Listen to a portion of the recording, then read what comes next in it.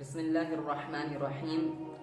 اللہ تعالیٰ نے پچھلے آیت میں ان لوگوں کا تذکرہ کیا جو کفار تھے، اور اللہ تعالیٰ نے بتایا ان کے لیے کتنا ہی سخت عذاب تیار ہے۔ اللہ تعالیٰ کی یہ عادت ہے، اللہ تعالیٰ جہاں کفار کا تذکرہ کرتا ہے اور ان کو دی جانے والی عذاب کا تذکرہ کرتا ہے، وہیں اللہ تعالیٰ ایمان والوں کا تذکرہ کرتا ہے، اور جو نعمتیں ایمان والوں کو ملنے والی ہیں اللہ تعالیٰ اس کا تذکرہ کرتا ہے۔ اللہ تعالیٰ یہاں سے ایمان والوں کا تذکرہ شروع کر رہا ہے، اور جو نعمتیں ان کو ملنے والی ہے جنت کی صورت میں، اللہ تعالیٰ ان نعمتوں کا تذکرہ شروع کر رہا ہے۔ چونکہ پیچھے کافروں کا ذکر تھا اور ان کو دی جانے والی عذاب کا ذکر تھا، اب یہاں سے مؤمنین کو بشارت دی جا رہی ہے اور ان مؤمنین کو دی جانے والی نعمتوں کا تذکرہ ہے۔ اللہ تعالیٰ ارشاد فرماتا ہے، وَبَشِّرِ الَّذِينَ آمَنُوا وَعَمِلُوا الصَّالِحَاتِ، اور خوشخبری دے دو ان لوگوں کو جو ایمان لائے اور نیک اعمال کیے۔ بشارت کا جو لفظ ہے اس کا مطلب ہوتا ہے ایسی خوشخبری جس کے سننے سے انسان کا چہرہ کا رنگت بدل جائے، یعنی انسان کے چہرے پر خوشی طاری ہو جائے، خوشی کے آثار اس کے چہرے تک نظر آنا شروع ہو جائے، ایسی خوشخبری کو بشارت کہتے ہیں۔ اللہ تعالی ہمیں اور آپ کو ایسی خوشخبری دے رہا ہے جس کی وجہ سے ہمارے چہرے کی رنگت بدل جانی چاہیے، ہمارے چہرے پر خوشی طاری ہو جانی چاہیے۔ کن لوگوں کو خوشخبری مل رہی ہے؟ ایمان والوں کو اور نیک عمل کرنے والوں کو۔ کس بات کی خوشخبری؟ اللہ فرماتا ہے، ان لہم جنات تجری من تحتها الانہار، کہ ان کے لیے باغات ہیں جن کے نیچے سے نہریں بہتی ہوں گی۔ اللہ تعالیٰ کس بات کی خوشخبری دے رہا ہے؟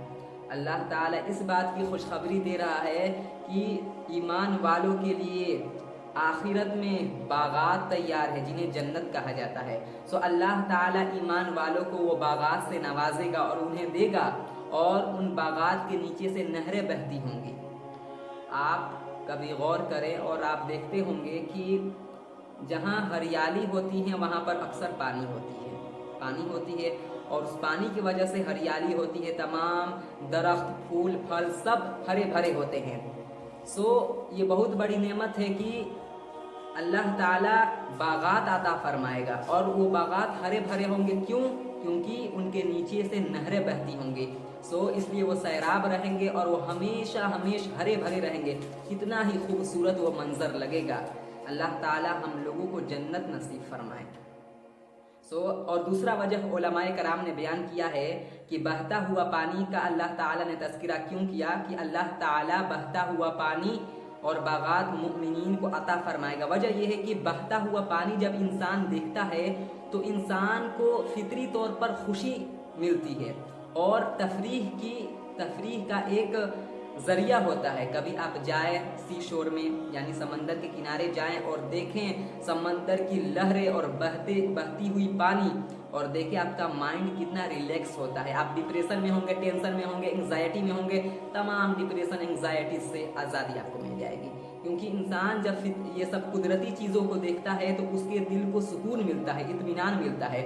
اللہ تعالیٰ مؤمنین کی تفریح کے لیے جنت میں، یعنی ان باغات کے نیچے سے بہتے ہوئے چشمے جاری کر دیا ہے۔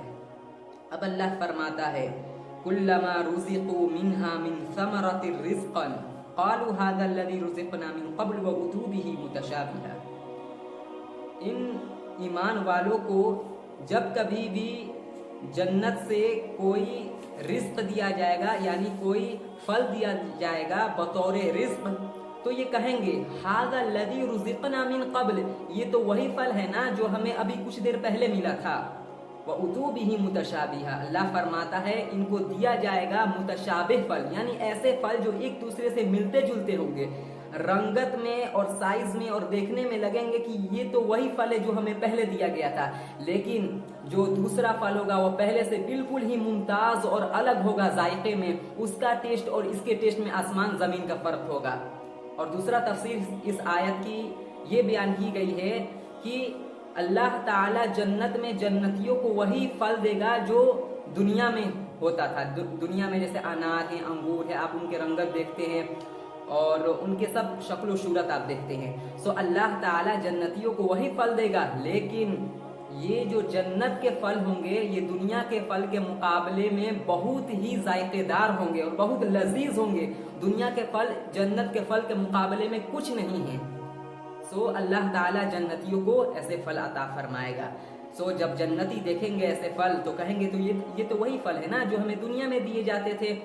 سو لیکن جب وہ کھائیں گے تب اس کے ذائقے کو محسوس کریں گے اور احساس کریں گے کتنا ہی ذائقے دار یہ پھل ہے. پھر اللہ فرماتا ہے وَلَهُمْ فِيهَا أَزْوَاجٌ مُطَهَّرَةٌ، اور ان جنتیوں کے لیے، ایمان والوں کے لیے جنت میں پاکیزہ بیویاں ہوں گی. اللہ تعالیٰ نے پاکیزہ کا لفظ استعمال کیا. اس سے پتہ چلتا ہے کہ جنتیوں کو ایک تو پہلی بات یہ ہے کہ جنتیوں کو اللہ تعالیٰ بہت ساری بیویاں عطا فرمائے گا.